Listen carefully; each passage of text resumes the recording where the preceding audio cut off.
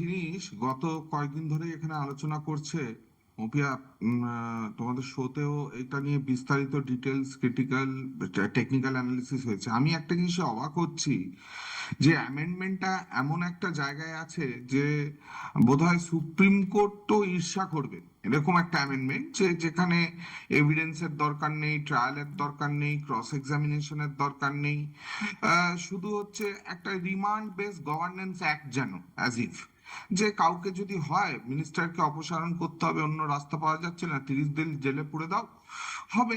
কারণ এখন একটা, আমরাও তো ডিফেন্স লয়ার হিসেবে কোর্টে মামলা করি, মুশকিল হচ্ছে প্রিমিয়াম ইনভেস্টিগেটিং এজেন্সি যেই মুহূর্তে কাউকে ডিটেন করে সেক্ষেত্রে কোর্টসেরও ভিউ থাকে না একটু ইনভেস্টিগেশনের টাইম দেওয়া হোক।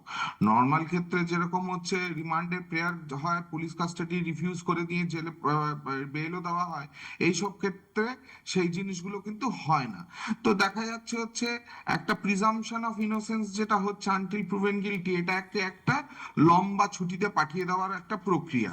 এবং সেই ক্ষেত্রে হচ্ছে একটা জিনিস বুঝতে হবে যে মোটামুটি 30 দিন যদি না, একটা তো লজিক থাকবে, একটা তো লিগ্যাল বেসিস থাকবে, স্যাংটিটি থাকবে, এবং এক্ষেত্রে bail delayed is minister removed, এই হচ্ছে কনসেপশন। খুব তো ভ্যালিড পয়েন্ট আম, সৌম্যজিৎ।